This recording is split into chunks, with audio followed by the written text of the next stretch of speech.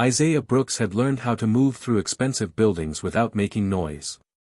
At 38, he could change a filter above a glass conference room, reset a failing boiler under a marble lobby, and carry his daughter's pink backpack across a biotech tower without once looking like he expected anyone to notice him. That was the trick. Do the work. Keep your head steady. Let people see the uniform before they saw the man. Every morning, before sunrise had finished touching the windows of their small apartment on the east side of the city, Isaiah packed Naomi's lunch with the care of someone preparing medicine. Turkey sandwich cut in triangles. Apple slices in a plastic bag. A note folded beneath the napkin. You are stronger than your lungs, baby girl. Then he checked her inhaler, her backup inhaler, the emergency card from the school nurse, and the little blue backpack that always looked too heavy on her narrow shoulders. Naomi was 8, bright-eyed, serious, and too polite for a child who had already learned the price of being sick.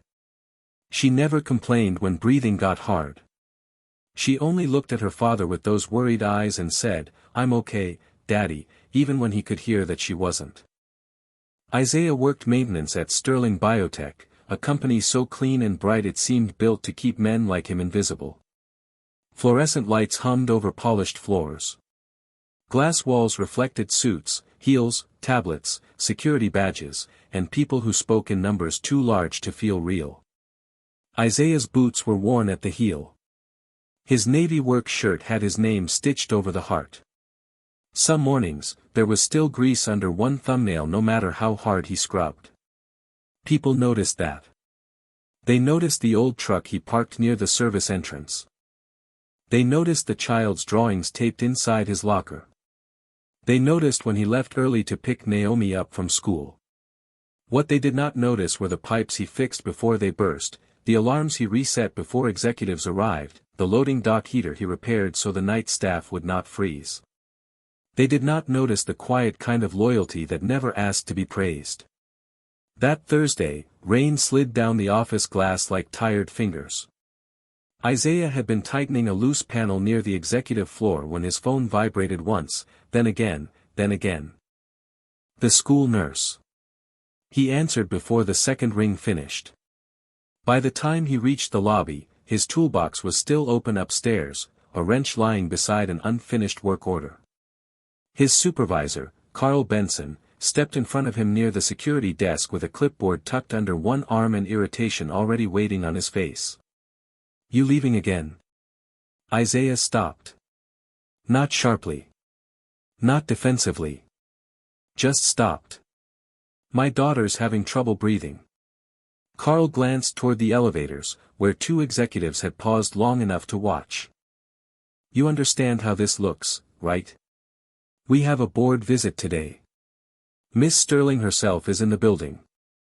Isaiah's eyes moved once toward the revolving doors, where the rain blurred the city beyond the glass. "I understand my child needs me." That should have ended it.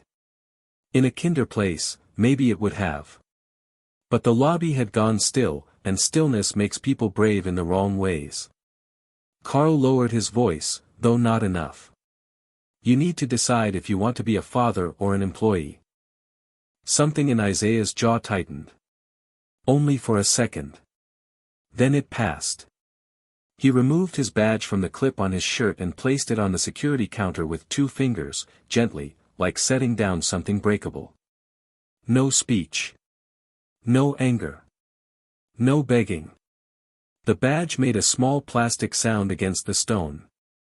Across the lobby, Vivian Sterling had just stepped out of a private elevator, wrapped in a cream coat, polished and composed, her pale blonde hair pinned neatly beneath the soft lobby lights. She was striking in the way powerful women become striking when every room has been trained to make space for them. She had been looking at her phone, already halfway inside another decision worth millions, until the sound of that badge touched the silence. She looked up. Isaiah did not see her at first. He was already lifting Naomi's backpack from beside the security desk, the tiny pink straps hooked over his large hand. Vivian's gaze followed the backpack, then his face, then the badge on the counter. Something felt wrong. Not dramatic. Not obvious. Just wrong in the quiet way a door is wrong when it has been left open at night. Isaiah turned toward the exit. The security guard, an older man named Franklin, watched him with a sadness he did not know how to hide. "Hope she's all right, Isaiah," he murmured. Isaiah nodded once. "She will be." He said it like a promise he could not afford to doubt. Before we go deeper into what he discovered that day, tell us where you're watching from and do not forget to subscribe, because what happened next changed the way everyone looked at him. Vivian Sterling remained near the elevator long after Isaiah disappeared into the rain. The lobby slowly remembered how to breathe. Phones lifted again. Heels moved again. Carl picked up the abandoned badge and slipped it into his clipboard as if nothing important had happened. But Vivian kept watching the revolving doors. Through the glass, she saw Isaiah cross the street without an umbrella, one hand holding Naomi's backpack under his jacket to keep it dry. Then she noticed something else.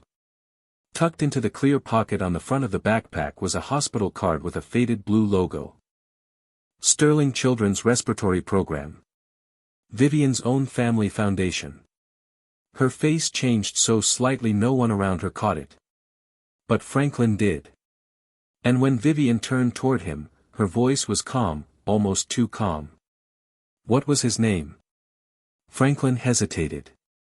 "Isaiah Brooks, ma'am." Vivian looked back at the rain, at the spot where he had vanished, and for the first time that morning, the Billionaire CEO forgot the meeting upstairs. Because that name had already appeared once before on a file her mother told her never to reopen. The rain had not stopped by the time Isaiah Brooks reached St. Anne's Pediatric Clinic on the south side of the city. Water rolled down the hood of his old truck in tired silver lines while the engine clicked softly beneath the storm.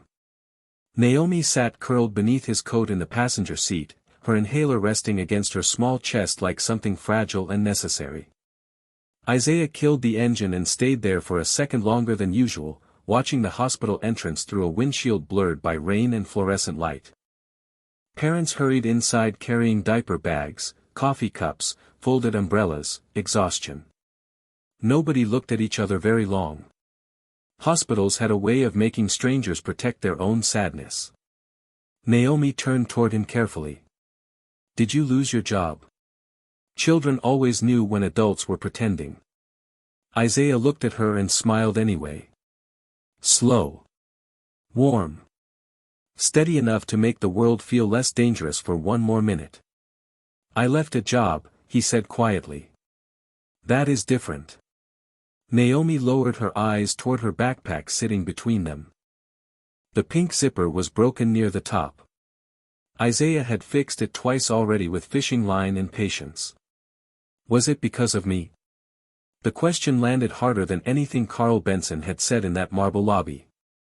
Isaiah looked out at the rain before answering because fathers sometimes needed one extra second to become strong again. "No, baby," he said finally. "It was because I forgot something important for a little while." Naomi blinked. "What?" Isaiah reached over and touched the side of her backpack gently. "That people matter more than buildings." Something in her face softened then. Not relief exactly. More like trust returning to its seat. Upstairs, on the 43rd floor of Sterling Biotech, Vivian Sterling stood motionless beside the windows of her office while Manhattan disappeared behind sheets of gray rain. Her executive team kept talking around her. Market projections. European expansion. Regulatory approvals.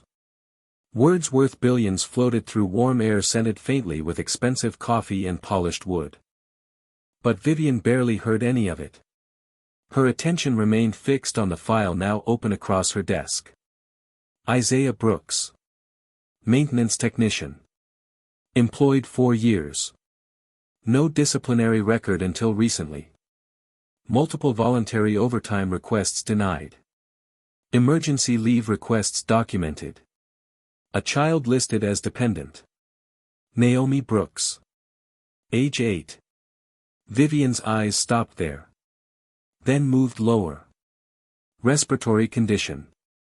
Her throat tightened slightly before she hid it behind another sip of coffee gone cold 20 minutes ago. "Miss Sterling," one board member asked carefully. "Should we continue?" Vivian blinked once. The room returned slowly. 5-minute recess, she said. Nobody argued. They never did. Once the doors closed, Vivian walked back toward the security monitor wall near her assistant's desk. Dozens of camera feeds flickered silently across screens. Elevators. Loading docks. Hallways. Maintenance corridors most executives never noticed existed. "Pull footage from this morning," she said. Her assistant hesitated only briefly before obeying. The video rolled. Isaiah crossing the lobby. The backpack in his hand. Carl Benson blocking his path. No audio. Just body language. Vivian watched Isaiah remove his badge slowly and place it down with controlled hands. No anger. No scene. Somehow that unsettled her more. Men usually fought harder for positions inside her world. They pleaded. Negotiated. Threatened lawsuits. Isaiah Brooks had simply walked away into the rain like dignity was worth more than access. Vivian replayed the footage once. Then again. On the third replay, she noticed something else. The security guard speaking to him before he left. Isaiah answering with a small nod despite everything. Calm. Respectful. Tired. Something felt wrong. Not about him. About the building itself. About how easily everyone had returned to normal afterward. Downstairs, Naomi sat wrapped in a thin hospital blanket while Isaiah filled out insurance paperwork beneath buzzing fluorescent lights. The pen in his hand paused when he reached the payment section. He stared at the numbers for a long moment. Then quietly crossed something out and rewrote it smaller, tighter, cleaner. Like maybe neat handwriting could somehow make money stretch farther. Naomi watched him from across the room. Children noticed silence better than adults did. "Daddy?" "Yeah. You still made my lunch this morning." Isaiah looked up. "Of course I did. Even when you were sad." A faint smile touched his face then disappeared just as quickly. "That is part of the job too." Naomi nodded seriously, accepting this as truth. Across town, Vivian Sterling stood alone in her office after everyone else had left for the evening. Rain tapped softly against the glass skyline behind her while one file remained open beneath her hand. Naomi Brooks. The name bothered her in ways she could not explain yet. Then she noticed a small notation buried deep inside the archived medical sponsorship report.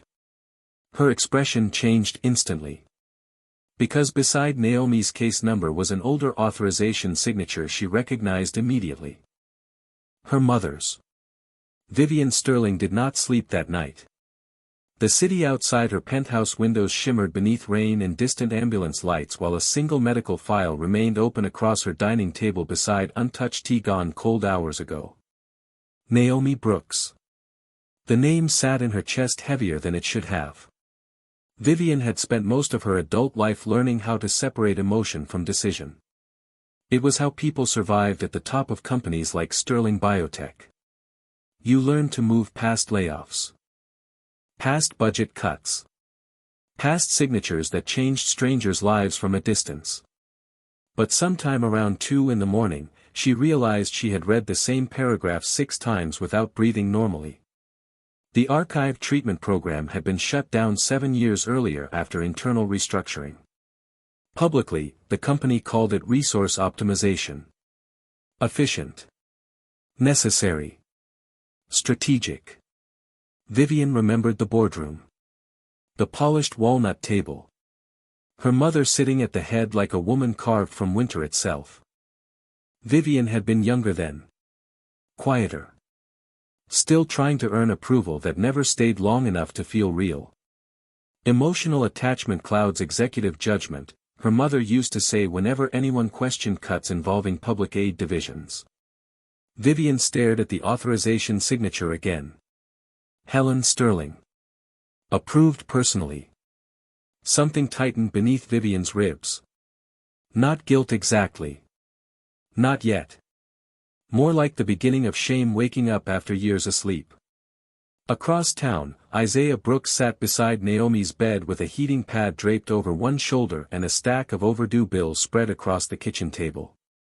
The apartment smelled faintly of cough syrup, black coffee, and the tomato soup Naomi had only eaten 3 spoonfuls of before falling asleep.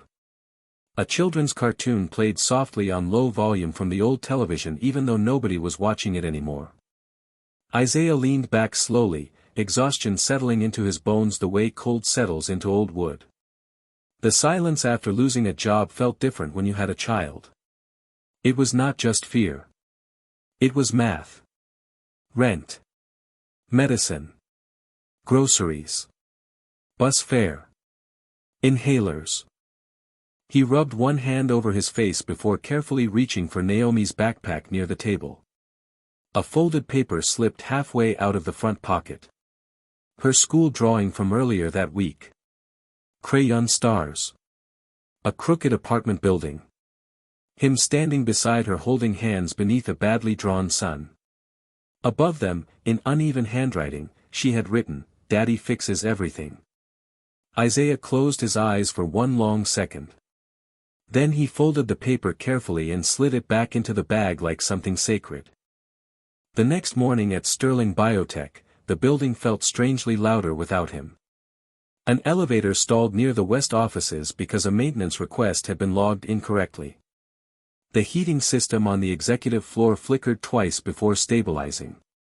A sink overflowed in one of the research labs because nobody noticed the pressure valve issue soon enough. Small problems. Nothing catastrophic. But enough to irritate people accustomed to seamless comfort. Carl Benson rubbed his temples while staring at 3 service tickets stacked across his desk. How did he handle all this himself, he muttered under his breath. Nobody answered because nobody really knew. Isaiah had worked quietly enough that most people only noticed the absence after the work stopped getting done. Vivian noticed too. Near noon, she walked through the lower maintenance corridor herself for the first time in years. Employees straightened instantly as she passed. The fluorescent lights hummed overhead while industrial pipes rattled softly behind concrete walls. She stopped near an old workstation cluttered with tools, spare wiring, faded manuals, and a child's pink sticker attached to the side of a metal toolbox. Vivian stared at the sticker longer than necessary. One of the night janitors noticed. "His daughter put that there," the woman said softly. Vivian looked over. Isaiah let her visit sometimes after school while he worked late. The woman smiled faintly at the memory. She used to color while he fixed things. Vivian's fingers brushed the edge of the toolbox. There was no bitterness in the way people spoke about him down here. No resentment. Only respect. That unsettled her more than complaints would have. Then she noticed something taped beside the workstation. A handwritten maintenance schedule. Every shift color-coded. Every emergency contact updated. Notes beside certain names reminding Isaiah which workers had bad knees, which ones needed lighter assignments, which janitor had a son in the hospital. Tiny details. Quiet kindness hidden inside ordinary handwriting. Vivian stared at the page while something inside her shifted slowly out of place. Because men who stopped caring about people did not make lists like that. And men who only worked for pay did not leave systems behind designed to help others after they were gone. The next 3 days passed like a storm trying not to become visible. Isaiah Brooks woke before dawn each morning even though he no longer had a building waiting for him downtown. Habit was hard to silence after years of responsibility. He still packed Naomi's lunch before school. Still checked her inhalers twice. Still walked her carefully down the apartment stairs with one hand hovering near her shoulder whenever her breathing sounded tight. The difference now was the quiet afterward. No train to catch. No maintenance radio clipped to his belt. No fluorescent hallways waiting beneath the Sterling Biotech Tower. Just an apartment filled with clocks that suddenly sounded louder than before. Isaiah spent those mornings at the kitchen table surrounded by paperwork. Insurance appeals. Job applications. Medical invoices folded and refolded at the corners. A notebook filled with careful calculations written in dark pencil. He crossed numbers out often. Rent. Utilities. Medication refills. Every line forced another sacrifice somewhere else. But whenever Naomi entered the room, Isaiah closed the notebook immediately and smiled like fathers had invented optimism purely to protect children. Naomi noticed anyway. Children always did. On Thursday evening she sat cross-legged on the living room carpet coloring stars onto scrap paper while Isaiah repaired the loose wheel on her backpack using a screwdriver older than she was. The apartment smelled faintly of garlic rice and laundry detergent drifting from another floor. "Daddy?" she asked softly without looking up. "Yeah. Are we poor now?" Isaiah paused. The screwdriver rested motionless in his hand for a second. Outside, rain tapped lightly against the window unit air conditioner. "We have enough," he answered carefully. Naomi nodded like she was trying to understand the difference. Then she held up her drawing toward him. "I made us a new house." Isaiah smiled faintly. The drawing showed crooked windows, a giant yellow sun, and flowers nearly as tall as the building itself. But what caught him was the little figure standing beside him. Naomi had drawn herself with giant superhero boots. "What are those?" he asked gently. Naomi grinned. "Breathing boots." Isaiah laughed quietly then. Real laughter. The kind that escaped before pain could stop it. Across the city, Vivian Sterling stood inside a private archive room beneath Sterling Biotech headquarters while rows of old records surrounded her like ghosts arranged alphabetically. Her assistant had gone home hours ago, but Vivian remained there alone beneath pale fluorescent lights reviewing old philanthropic reports connected to the respiratory program. Some files had not been touched in years. Dust clung lightly to the edges. Budget reductions. Pediatric treatment restructuring. Executive recommendations. Vivian moved through each page slowly now, noticing language she had ignored when she was younger. Cost efficiency. Resource prioritization. Public optics. Strange how corporations learn to make suffering sound organized. Then she found it. Naomi Brooks. Treatment continuation request denied pending board review. Attached physician recommendation marked urgent. Vivian's stomach tightened slightly. Because beneath the physician's signature sat another note handwritten in blue ink. Child responding positively. Father attending every session personally despite overnight labor shifts. Recommendation: do not interrupt continuity of care. Vivian stared at the sentence longer than necessary. She pictured Isaiah walking maintenance corridors all night before sitting beside hospital beds all morning. No complaints. No headlines. Just endurance. Something inside her shifted again. Not dramatically. Quietly. Like ice beginning to crack beneath still water. Upstairs in her office later that night, Vivian replayed security footage from previous months. At first she told herself she was reviewing operations. But eventually even she stopped believing that. She watched Isaiah repairing a heating unit at 2 in the morning while eating crackers from a vending machine dinner. She watched Naomi asleep beneath his coat in an empty conference room while he worked nearby under buzzing fluorescent lights. She watched interns laughing awkwardly around him because he had somehow fixed the coffee machine no one else could repair. She watched him stop one evening beside an exhausted janitor sitting alone near the loading dock.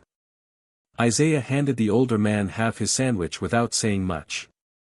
Just sat there beside him in silence until the man smiled again. Vivian leaned back slowly in her chair. People inside Sterling Biotech respected power. They respected titles, wealth, precision, influence. But Isaiah Brooks had built something else entirely inside those walls without anyone important noticing. Trust. Then Vivian noticed another detail on the footage. Naomi waking briefly beneath Isaiah's coat while he worked nearby. The little girl blinked sleepily toward the camera before whispering something too faint for the system microphones to catch. Isaiah walked over, knelt beside her, and tucked the coat more securely around her shoulders. Naomi smiled immediately after he spoke. Safe. Even through grainy security footage, Vivian could see it. The child felt safe. Vivian stared at the paused image long after the screen dimmed around it. Because suddenly the polished office felt colder than usual.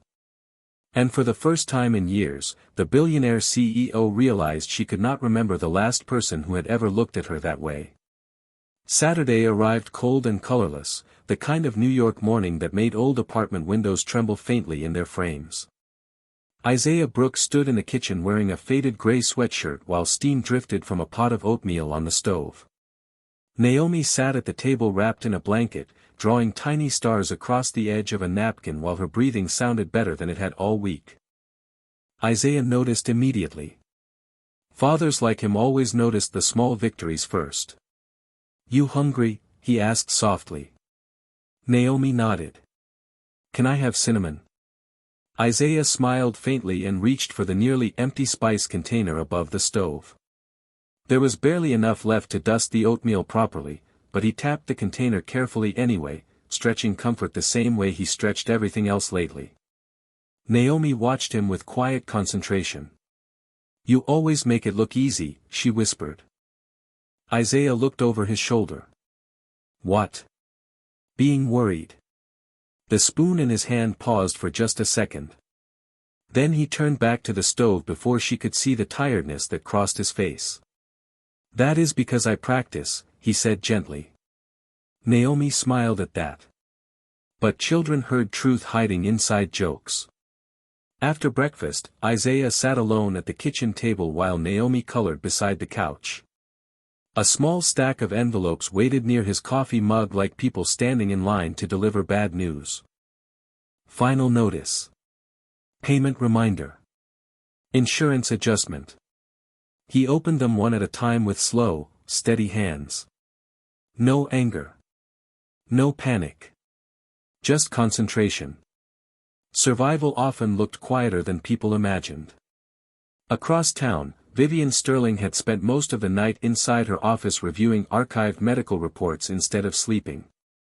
Her heels rested abandoned beneath her desk now while city lights spilled silver across scattered paperwork. Every page seemed to deepen the same uncomfortable realization. Naomi Brooks had not simply lost access to treatment. She had been pushed out by policy. By prioritization. By people in rooms expensive enough to soften the sound of difficult decisions. Vivian's eyes moved again to the physician recommendation attached years earlier. Child responding positively. Father attending every session personally despite overnight labor shifts. Recommendation, maintain continuity at all costs. Vivian leaned back slowly. The phrase "at all costs" lingered with her because someone inside Sterling Biotech had once believed Naomi's life mattered enough to write it down permanently. Then the board ignored it anyway. Her gaze shifted toward another folder she had finally requested from internal archives at 3 a.m. Restricted Continuation Program. Private funding only. Vivian opened it carefully. The treatment had never actually disappeared. It had simply moved. Hidden behind elite donor access and private approvals beyond the reach of ordinary families. Her stomach tightened. Somewhere across the city, Isaiah Brooks had likely spent years believing options no longer existed while wealthy clients continued receiving care quietly behind glass walls carrying her family name. Something inside Vivian recoiled at the thought. Not because she had designed the system. But because she had inherited it without asking enough questions. Downstairs in the nearly empty executive lobby later that afternoon, Vivian stood beside the massive windows overlooking rain-darkened streets while Franklin, the older security guard, organized visitor logs nearby. "You knew him pretty well," she asked without turning around. Franklin glanced up carefully. Isaiah? Vivian nodded once. Franklin smiled faintly. Good man. People say that about him often. Franklin shrugged lightly. Because it is true often. Vivian looked down at the city below. Why did nobody tell me about his situation? Franklin hesitated. Men like Isaiah do not advertise struggle, ma'am. That answer stayed with her longer than she expected. Men like Isaiah. Quiet men. Working men. Men who carried dignity the way some people carried wallets. Not loudly. Just constantly. That evening Isaiah walked Naomi home from the pharmacy carrying a paper bag filled with reduced-cost medication and exactly $12 left in his coat pocket. The neighborhood smelled faintly of rainwater and street cart pretzels while traffic hissed along wet pavement nearby. Naomi slipped her small hand into his without warning. Daddy? Yeah, baby. If we have to move somewhere smaller, can we still keep the stars? Isaiah blinked once before looking down at her. What stars? Naomi pointed upward toward the glow-in-the-dark stickers scattered across her bedroom ceiling back home. Isaiah smiled slowly then. Tired. Warm. Breaking a little underneath it. We will always keep the stars. Naomi nodded, satisfied.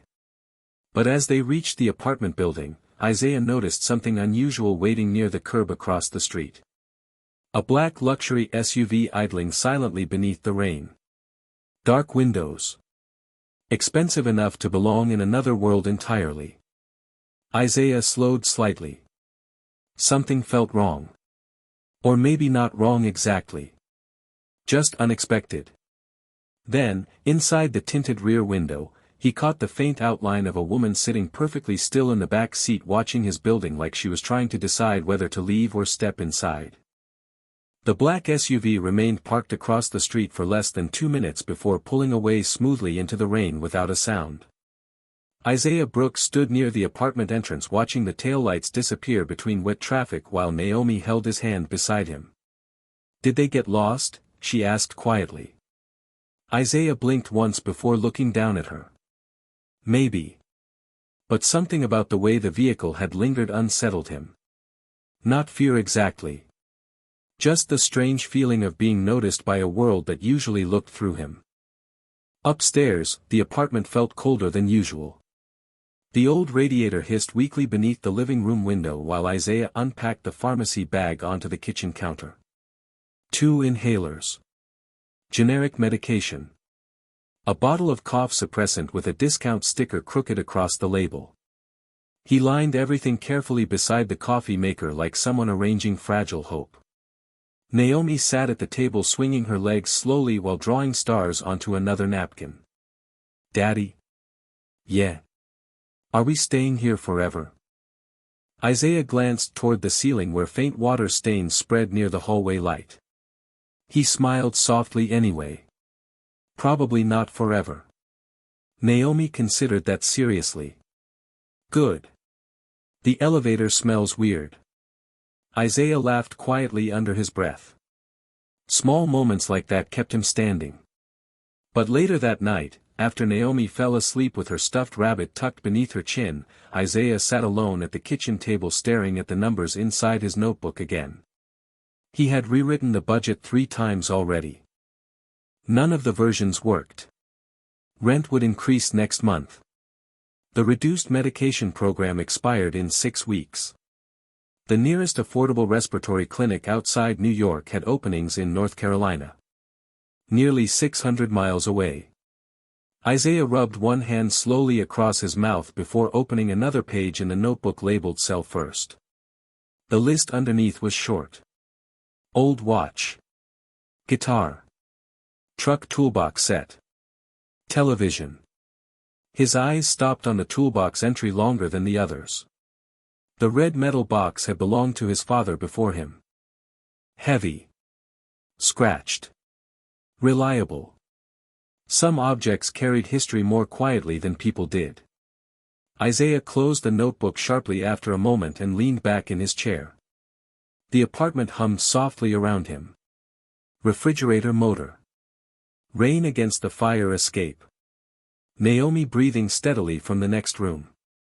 He stared toward the hallway for a long time before whispering something almost too quiet to hear. "I am trying, baby." Across the city, Vivian Sterling sat inside the rear of the same black SUV now parked beneath a private underground garage near Sterling Biotech headquarters. The driver waited silently in front while rain tapped against tinted windows overhead. Vivian still held Naomi Brooks's medical file open across her lap. She had told herself she only drove to Isaiah's neighborhood to understand the situation better. To observe. To think clearly before making decisions. But the truth felt more uncomfortable than that now. She could still picture Isaiah walking his daughter through the rain carrying a pharmacy bag like it weighed more than groceries ever should. She remembered the way Naomi looked up at him while talking. Complete trust. Vivian leaned her head lightly back against the leather seat. She had spent years surrounded by polished people trained to admire power, wealth, influence. But nothing about Isaiah Brooks resembled performance. Even his exhaustion looked honest. "Miss Sterling," the driver asked carefully after several quiet minutes. Vivian blinked once. "Sorry. Would you like to head home?" Vivian looked out through the rain-streaked window toward the city beyond the garage entrance. "Not yet." Upstairs inside her office later that night, Vivian reopened the restricted continuation program files again. Hidden beneath layers of executive authorization sat a list of current patients still receiving treatment privately through Sterling-funded channels. Wealthy families. International clients. Donor referrals. The treatment existed. It had always existed. Just no longer for people without access. Vivian stared at the screen while anger slowly replaced disbelief. Not loud anger. Cold anger. The kind that settled deep. Then another detail caught her attention buried inside archived physician correspondence connected to Naomi's original case. Father declined multiple overnight accommodations in order to continue working full shifts and maintain insurance eligibility. Vivian sat very still after reading that line.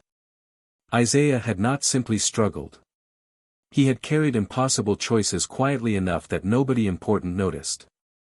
Something inside her tightened painfully at the thought. Meanwhile, across town, Isaiah quietly removed his old watch from the dresser drawer near his bed. The leather strap was cracked from years of use. His father's initials remained etched faintly across the back plate. Isaiah turned the watch over once in his hand before setting it beside the notebook on the kitchen table. Tomorrow he would sell it. Not because he wanted to. Because fathers learned quickly that sentiment did not pay for medicine. Then, from the hallway, Naomi's sleepy voice drifted softly through the darkness. "Daddy?" Isaiah immediately stood. "I am here, baby. Can you leave the kitchen light on tonight?" Isaiah looked toward the dim apartment around them. "Of course." Naomi settled again after hearing his voice. But Isaiah remained standing there in silence long after. Because he suddenly realized the little girl was afraid of the dark now. And he had no idea how to fix that. By Monday night the apartment looked different. Not emptier exactly. Just quieter in the way homes become quiet before change arrives. Isaiah Brooks moved carefully through the living room carrying a cardboard box filled with old books, winter clothes, and things Naomi had outgrown but refused to throw away. The glow-in-the-dark stars still clung to her bedroom ceiling, soft green against the dark, but the shelves beneath them had already begun to thin out.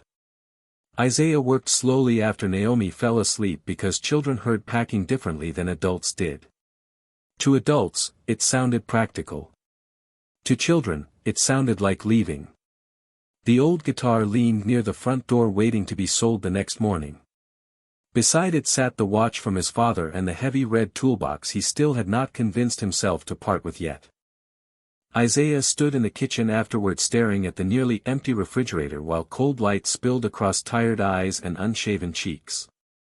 He had always imagined struggle would feel louder than this. But real hardship often arrived quietly. Inside grocery lists. Inside delayed prescriptions. Inside fathers pretending not to notice their own exhaustion. A folded map rested beside the sink now with North Carolina circled faintly in blue ink. A smaller clinic there had agreed to review Naomi's records if they relocated. Cheaper rent. Lower costs. A chance, maybe. Isaiah rubbed one hand over the back of his neck while rain tapped steadily against the apartment windows again. New York sounded restless tonight. Somewhere below, sirens drifted through wet streets while headlights moved across the ceiling in soft passing streaks. Then came the knock. 3 slow knocks against the apartment door just before midnight. Isaiah froze briefly beside the kitchen counter. Not out of fear. More from surprise. Nobody visited this building that late unless something was wrong. Naomi stirred faintly down the hallway but did not wake. Isaiah walked toward the door quietly, wiping one hand instinctively against his sweatpants before opening it halfway. Vivian Sterling stood there beneath the dim hallway light wearing a long cream-colored coat darkened slightly by rain. Her blonde hair was pulled back loosely now, softer than it appeared inside boardrooms and executive photographs. No assistants. No bodyguards. No polished entourage orbiting around her wealth.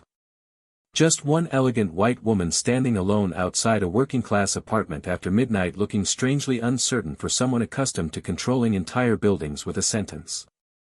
For a second neither of them spoke. Rainwater glistened faintly along the shoulders of her coat. Somewhere down the hallway, an old radiator hissed unevenly. Isaiah's expression remained calm, though confusion flickered briefly behind his eyes. Miss Sterling. Vivian nodded once. Mr. Brooks. The formality sounded fragile here somehow. Smaller. Isaiah glanced once toward the stairwell behind her. Is something wrong? Vivian opened her mouth slightly before answering, like someone unaccustomed to explaining herself. I needed to speak with you privately. Isaiah noticed then that she looked tired. Not physically. Something deeper than that. The kind of exhaustion expensive clothes could not hide. He hesitated for one measured second before stepping aside from the doorway. Naomi is asleep, he said quietly. Please come in. Vivian entered carefully like someone walking into a place she did not belong yet understood mattered deeply. The apartment smelled faintly of laundry soap, cinnamon oatmeal, and cardboard from half-packed boxes stacked near the couch. Her eyes moved slowly across the room without judgment. The old television. Naomi's crayons scattered across the coffee table. The guitar near the door. The stars drawn on napkins taped beside the refrigerator with magnets shaped like fruit. Then she noticed the map folded near the sink. North Carolina circled in blue. Something in her posture shifted almost invisibly. Isaiah closed the door behind her softly. Can I get you coffee? He asked automatically. Vivian looked at him with brief surprise, as though kindness was not what she expected after everything connected to her company. No, she answered gently. Thank you. Isaiah nodded once. He remained standing instead of sitting, creating distance without hostility. Vivian noticed that too. The silence stretched briefly between them while rain whispered against the windows. Then a small voice drifted sleepily from the hallway. Daddy? Isaiah turned immediately. I am here, baby. Naomi appeared moments later clutching her stuffed rabbit against her chest, her oversized pajama sleeves hanging past her hands. She stopped instantly after noticing Vivian standing near the living room lamp. Her tired eyes blinked once. Then twice. Vivian watched the little girl carefully, something unreadable moving behind her composed expression. Naomi tilted her head slightly before whispering the first thing that came into her mind. Daddy, she asked softly, is that the lady from the building who looked sad in the rain? The apartment went still after Naomi's question. Rain pressed softly against the windows while the old refrigerator hummed in the corner like it was nervous too. Vivian Sterling looked down at the little girl standing barefoot in oversized pajamas clutching a stuffed rabbit with one ear bent sideways. No one had spoken to her like that in years. Not directly. Not honestly. Sad in the rain. Such a small sentence. Yet somehow it slipped past every wall Vivian usually carried into rooms with her. Isaiah glanced toward Naomi gently. You should be in bed, baby. Naomi nodded sleepily but kept looking at Vivian with open curiosity children had not yet learned to hide. I saw you from the truck the other day, she said softly. You looked like you forgot where home was. Vivian's breath caught slightly before she could stop it. Isaiah noticed. He noticed everything. But he said nothing. Naomi yawned afterward and leaned tiredly against Isaiah's side. Instinctively, his hand rested against her back. Protective. Steady. Vivian watched the movement quietly. Some people carried authority naturally. Isaiah carried responsibility that way. Come on, he murmured gently to Naomi. Back to bed. Naomi rubbed her eyes once before looking toward Vivian again. You can stay if you want, she whispered. Daddy makes people feel less scared. Then she disappeared slowly down the hallway while Isaiah followed long enough to tuck her back beneath the blankets. Vivian remained standing alone in the living room surrounded by half-packed boxes and the quiet evidence of a life being uprooted. Her eyes drifted toward the kitchen table. The notebook still sat there partially open beside unpaid bills and a folded map marked with North Carolina in blue ink. She should not have looked. But she did. Because for the first time in years, numbers no longer felt abstract to her. They felt personal. Isaiah returned moments later, quieter somehow after seeing Naomi asleep again. He remained near the hallway entrance instead of sitting. Distance again. Respectful but careful. Vivian understood why. I am sorry for coming this late, she said finally. Isaiah shook his head once. You said you needed to speak privately. Vivian glanced down briefly at her own hands before meeting his eyes again. What I am about to say is not easy. Isaiah did not answer immediately. He simply waited. That unsettled Vivian more than interruption would have. Most people rush to fill silence around powerful women. Isaiah let silence exist naturally. Rain slid softly down the apartment windows while the kitchen clock ticked in slow steady beats. Finally Vivian spoke. I reviewed old records connected to Sterling Biotech's respiratory treatment program. Isaiah's expression changed only slightly at the mention of the program. Not anger. Something older than anger. Fatigue. Vivian continued carefully. Naomi was enrolled years ago. Isaiah nodded once. Before funding disappeared. The sentence landed softly between them. Vivian swallowed before speaking again. The funding did not disappear entirely. Isaiah looked at her fully then. The apartment suddenly felt smaller somehow. What does that mean? Vivian took a slow breath. It means the treatment program continued privately through restricted channels after public access ended. Isaiah stared at her without moving. Outside, thunder rolled faintly across the city skyline. Restricted channels, he repeated quietly. Vivian nodded once, shame beginning to surface visibly now beneath her polished composure. Clients with executive authorization. Private referrals. Wealthy donor families. The silence afterward felt heavy enough to bend the room around it. Isaiah lowered his eyes briefly toward the kitchen table where Naomi's crayons still rested beside overdue medical invoices. When he finally spoke, his voice remained calm. That somehow made it worse.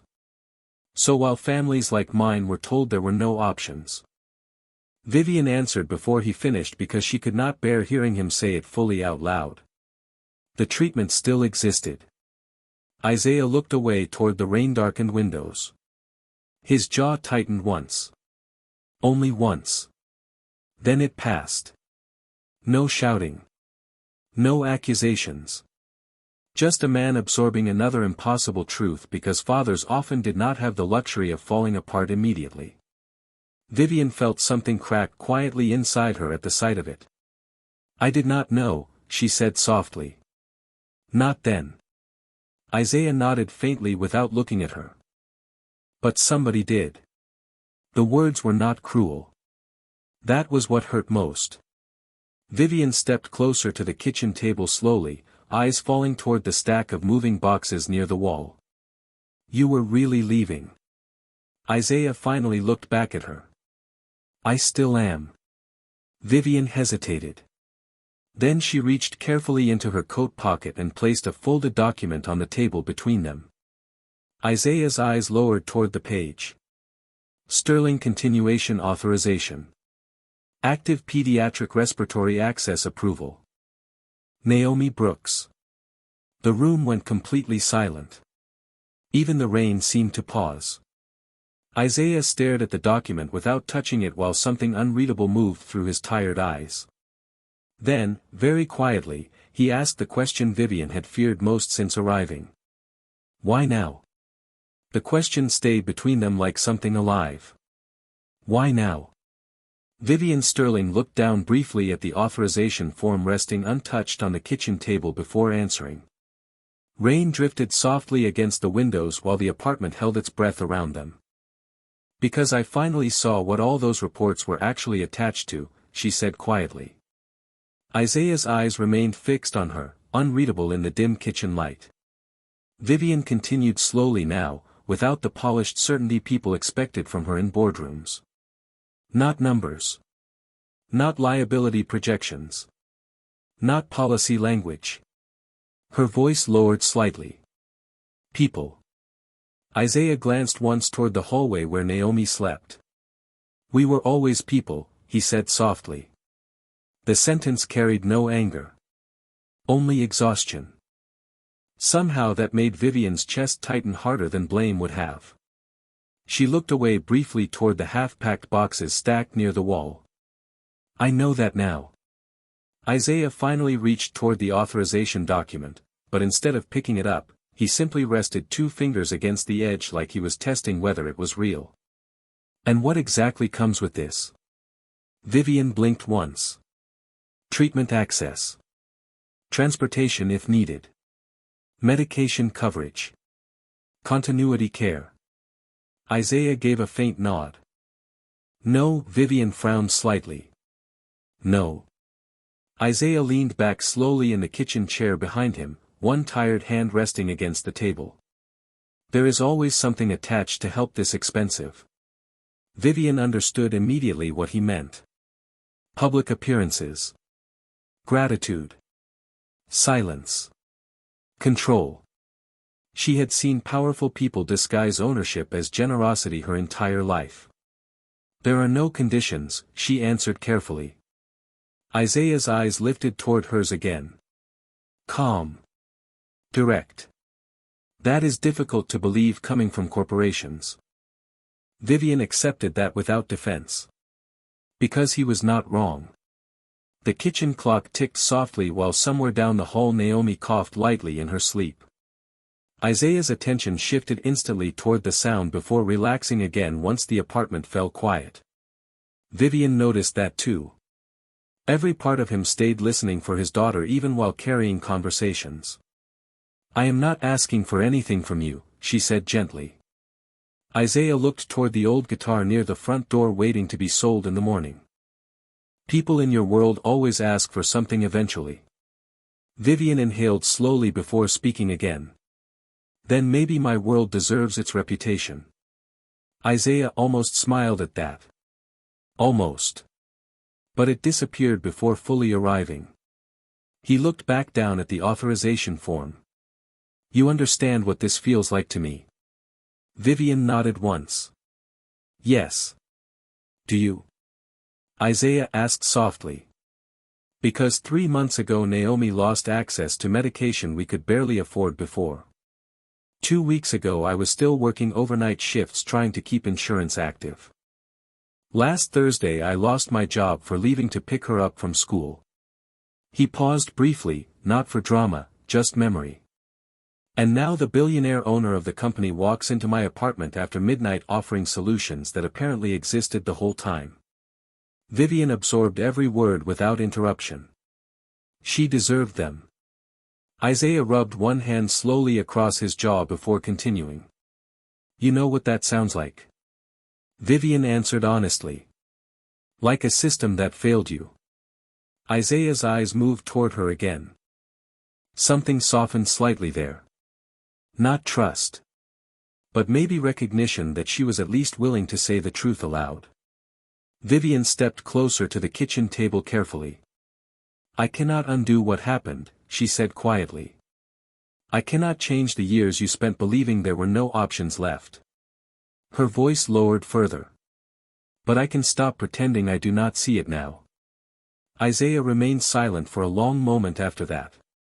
Outside, headlights slid across the apartment ceiling in pale moving streaks before disappearing again. Finally he spoke. Naomi does not need luxury. Vivian nodded. I know. She needs stability. I know. Isaiah looked down at the authorization form again. And I do not want her growing up believing powerful people save us because they feel guilty. Vivian swallowed lightly at that because guilt was exactly what had driven her here at first. But somewhere between the security footage, the medical reports, and this small apartment filled with half-packed boxes and glow-in-the-dark stars, guilt had become something heavier. Responsibility. Then do not tell her that, Vivian answered softly. Isaiah looked up slowly. Vivian held his gaze now without executive distance hiding behind it. Tell her someone finally paid attention. The silence afterward stretched gently instead of painfully this time. Then movement stirred again down the hallway. Small footsteps. Naomi appeared sleepily at the edge of the living room rubbing one eye while clutching her stuffed rabbit against her chest. She looked toward the kitchen table, toward the papers, toward Vivian standing quietly beside her father. Then Naomi noticed the old watch resting near the notebook where Isaiah had left it earlier. Daddy, she whispered softly, you are not selling Grandpa's watch, are you? Isaiah Brooks looked toward the old watch resting near the stack of unpaid bills while Naomi stood quietly at the edge of the kitchen holding her stuffed rabbit against her chest. The little girl's voice had changed the room again without meaning to. Children had a way of exposing truths adults tried to fold neatly away. Isaiah gave her a small tired smile. I was thinking about it. Naomi's face fell immediately. But Grandpa said that watch stays with family. Isaiah glanced down briefly. His father had worn the watch every day for 30 years working transit maintenance underground beneath Manhattan. Long nights. Broken pipes. Grease beneath his fingernails. Quiet dignity passed from one tired man to another. Sometimes grown-ups have to sell things, Isaiah said gently. Naomi looked toward the kitchen table, toward the bills, toward the half-packed boxes she had pretended not to notice all week. Then her eyes moved slowly toward Vivian Sterling standing silently nearby in her cream-colored coat that suddenly looked too elegant for the sadness inside the room. Naomi studied her carefully for a second before disappearing quietly down the hallway again without another word. Vivian watched her go. She understands more than children should, she whispered. Isaiah nodded once. That happens when life gets expensive early. The sentence lingered between them. Vivian looked away briefly because she had no defense against truths spoken that simply. Then, several minutes later, Naomi returned carrying something balanced carefully in both hands. A plate. Isaiah blinked in surprise. Baby, what are you doing? Naomi walked slowly toward Vivian with complete seriousness. On the plate sat half a pancake wrapped in napkins from breakfast earlier that morning. Slightly uneven. Cold now. One edge burned darker than the rest. Naomi held it out gently toward Vivian like an offering. Daddy says people feel less scared when they eat warm things, she whispered. But this one got cold because I fell asleep. For one suspended second, nobody moved.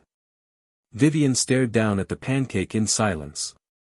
Her throat tightened unexpectedly. Not because of the food itself. Because no one had offered her comfort without wanting something in return for so long that she almost did not recognize what it was anymore. Isaiah watched quietly from across the kitchen.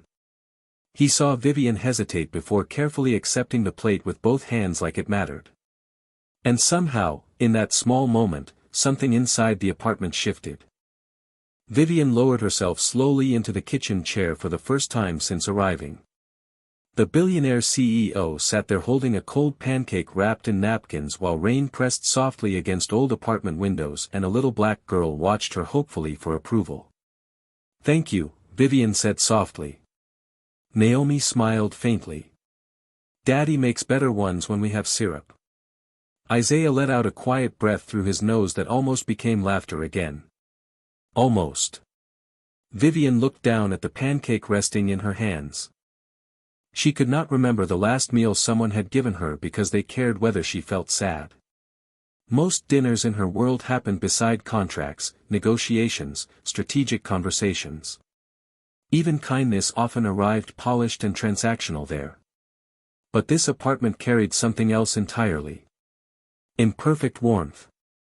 Isaiah moved toward the stove quietly. "I can make fresh coffee," he offered. Vivian looked up instinctively. "You do not have to."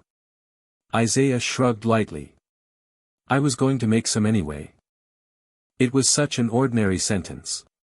Yet Vivian noticed what he had done. He had protected her dignity without pretending pity did not exist in the room. He offered comfort in a way that allowed people to remain whole while receiving it. That kind of grace could not be taught in executive seminars. Naomi climbed carefully into the chair beside Vivian afterward, still holding her stuffed rabbit. "Daddy fixes everything," she announced proudly.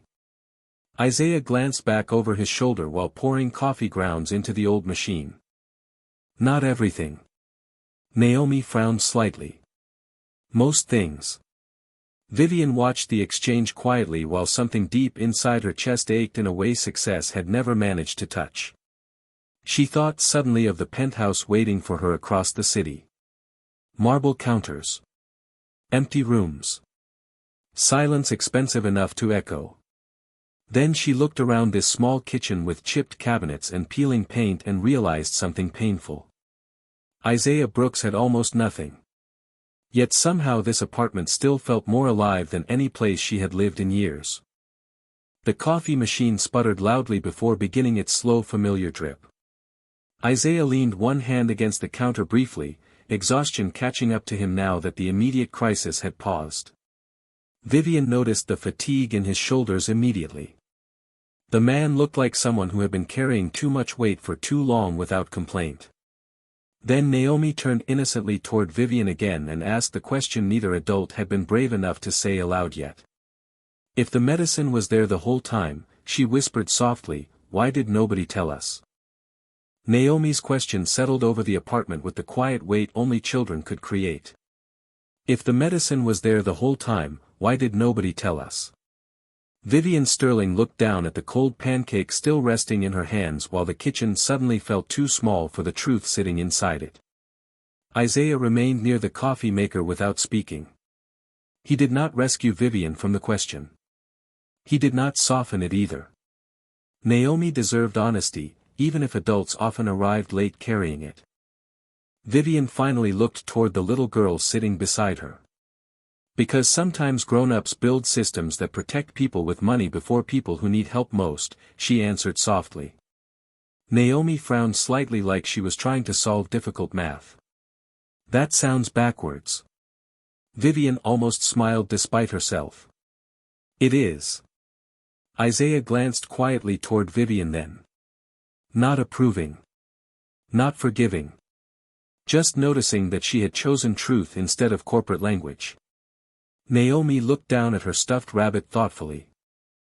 Daddy says people should not skip the line when somebody is sick. Isaiah gave a faint tired smile at that. I say a lot of things apparently. Naomi nodded seriously. Mostly when you think I am asleep. The apartment softened for a moment after that. Small laughter. Small warmth.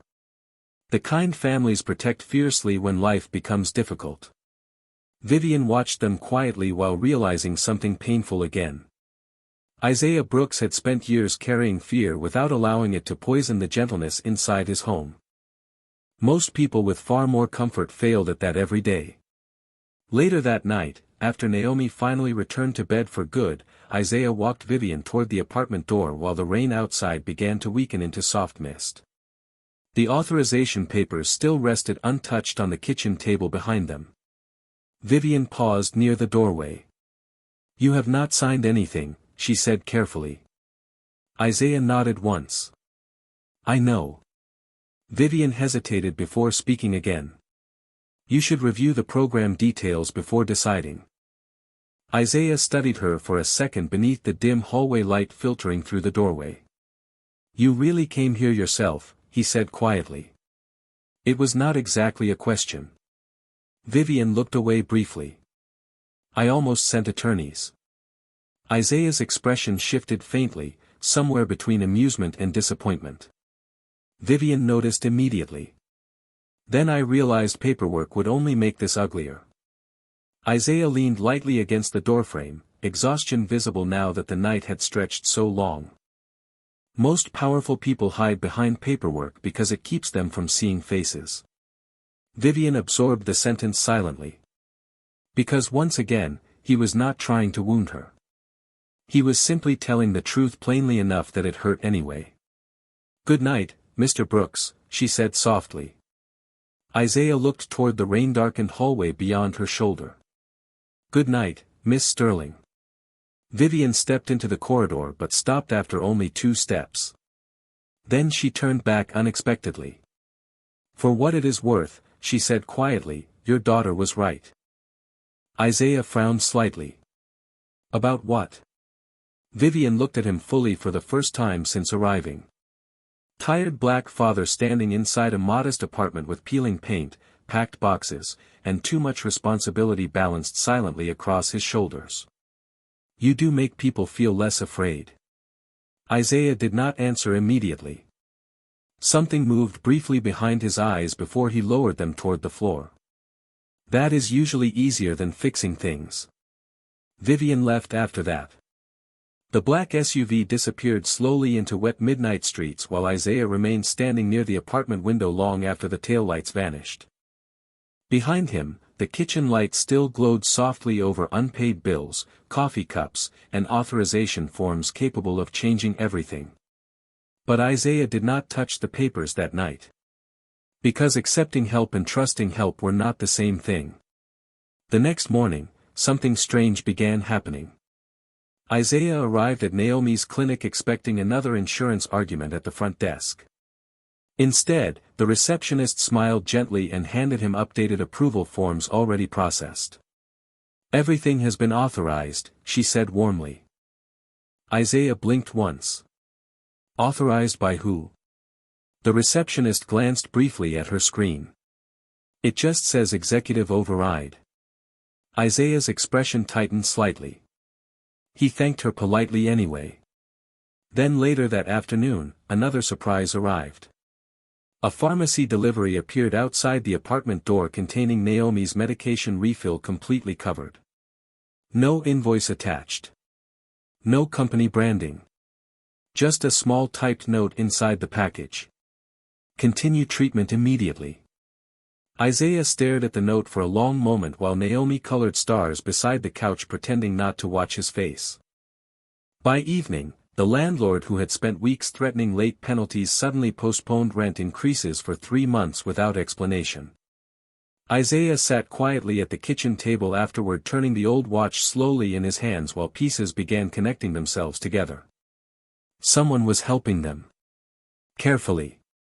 Quietly. Without asking for recognition. Then Naomi looked up from her coloring book and whispered the thought already forming inside his mind.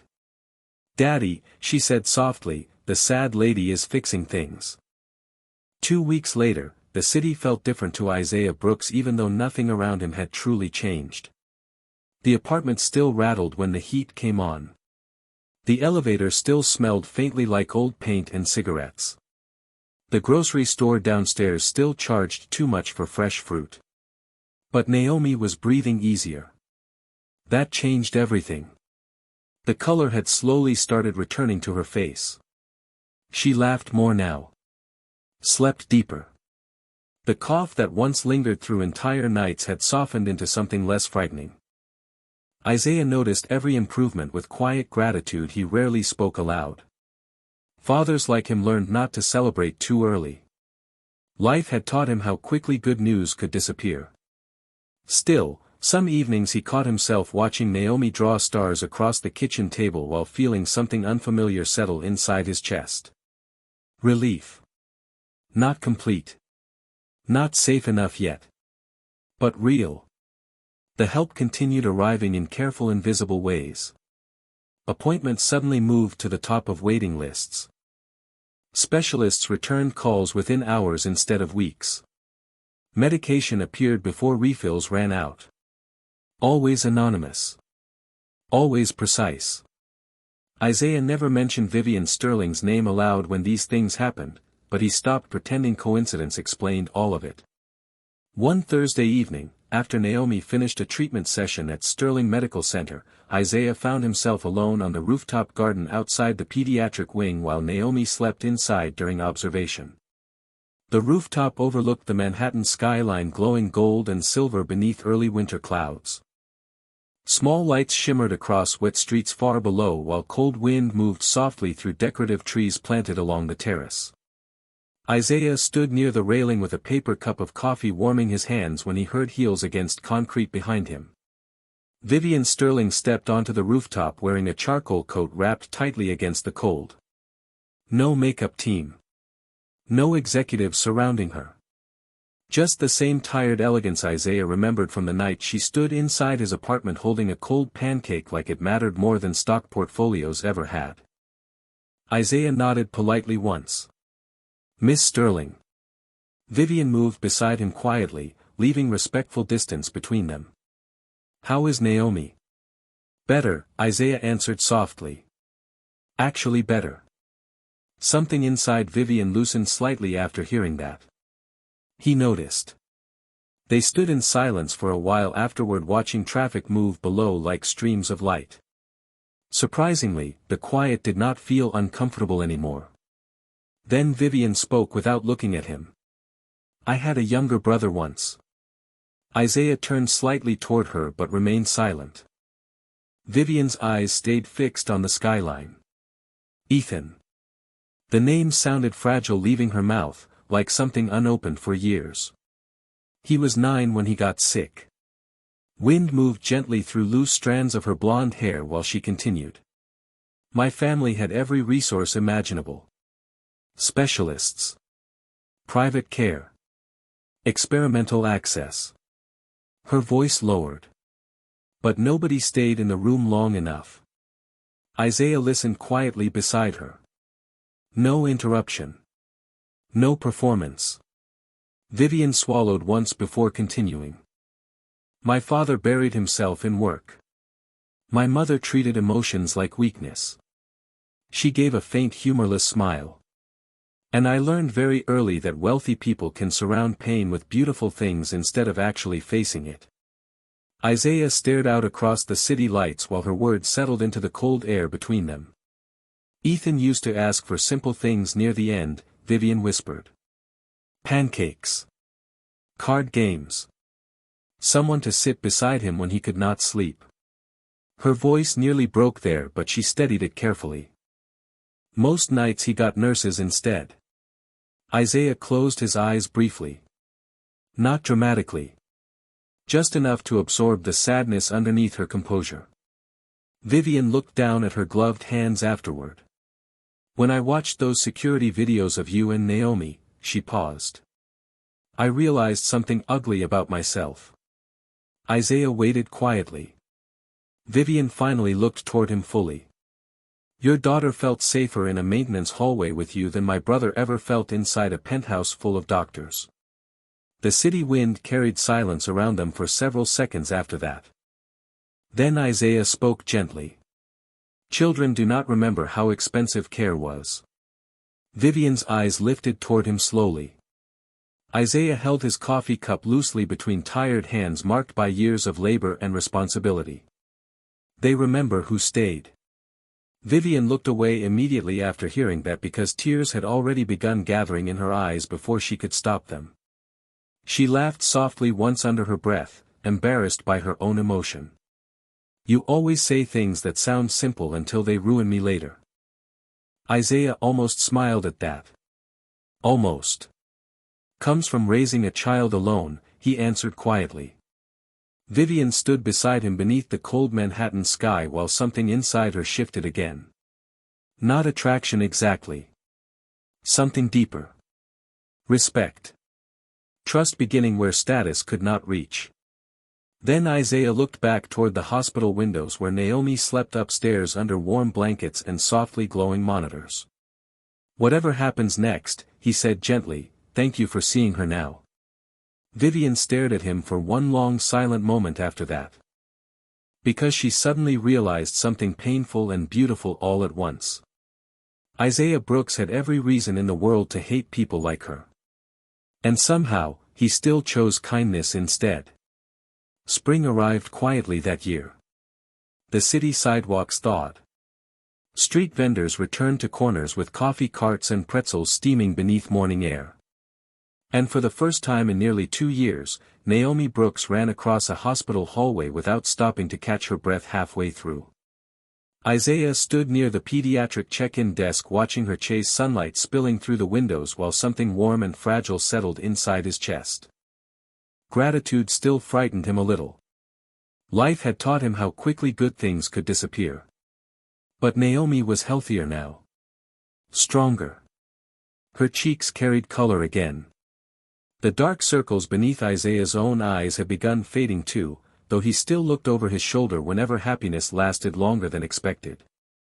Some habits survival never fully released. Daddy, look.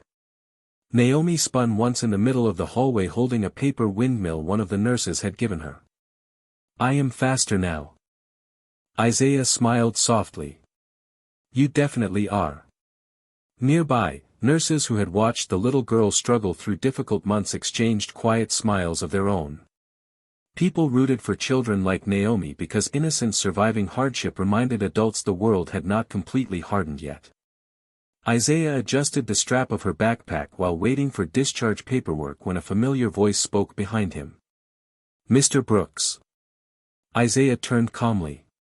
Vivian Sterling stood several feet away near the hospital windows dressed in a navy coat with her blonde hair pulled back loosely against the breeze drifting through the lobby entrance. Elegant as always. But softer now somehow. Less guarded around the edges. Naomi noticed her instantly. Sad lady, she whispered happily before correcting herself. No. Better lady. Vivian laughed quietly under her breath at that. Real laughter. Isaiah noticed the change immediately. Months ago, every smile from her had looked practiced. Now some of them arrived naturally before she remembered to protect herself again. Can we talk for a moment? Vivian asked gently. Isaiah nodded once. Naomi, stay where I can see you. I know, Naomi answered dramatically before skipping toward the children's reading corner nearby. Vivian watched her go with something close to affection softening her expression. Then she handed Isaiah a small folder. He looked down at it carefully but did not open it immediately.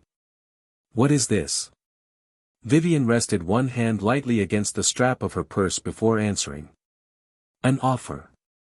Isaiah raised an eyebrow slightly. That sounds dangerous already. Vivian smiled faintly at that. Probably. He opened the folder slowly.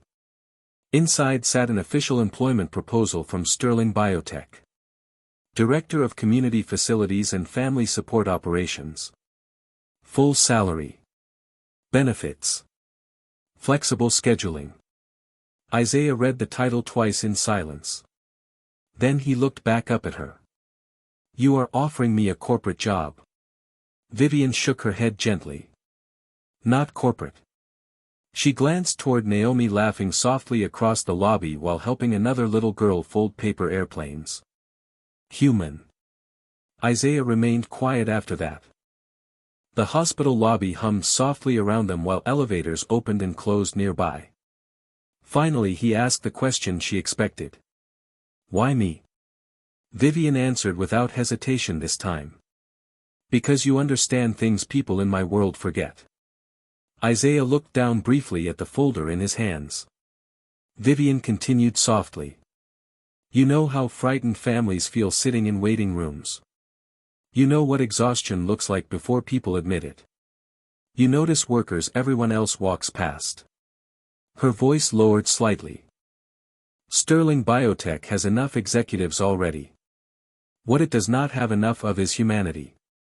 Isaiah absorbed the words carefully. Not flattered. Just thoughtful. Vivian stepped a little closer then, though still leaving respectful distance between them. You built trust inside that company before anyone important even noticed your name, she said quietly. Imagine what you could build if people finally listened. Across the lobby, Naomi suddenly waved excitedly toward them while holding up a badly folded paper airplane. Isaiah smiled instinctively before looking back at Vivian again. Something had changed between them over these past months. Not romance rushed by loneliness. Something steadier. Mutual respect built slowly through truth, grief, dignity, and quiet acts no cameras ever saw. Isaiah closed the folder carefully. I will think about it. Vivian nodded once. She seemed almost relieved he had not accepted immediately. That is all I am asking. A soft silence settled between them afterward while sunlight spilled across the hospital floor in pale gold lines. Then Naomi came running back toward Isaiah holding the paper airplane proudly above her head. Daddy, she announced breathlessly, look how far this one flies now. Isaiah crouched beside her slowly, one hand steady against her shoulder while she launched the crooked paper airplane across the lobby. It glided farther than expected before landing softly near the windows where Vivian stood watching them both. And in that quiet ordinary moment, something inside her healed too. Because Isaiah Brooks had never raised his voice to change her world.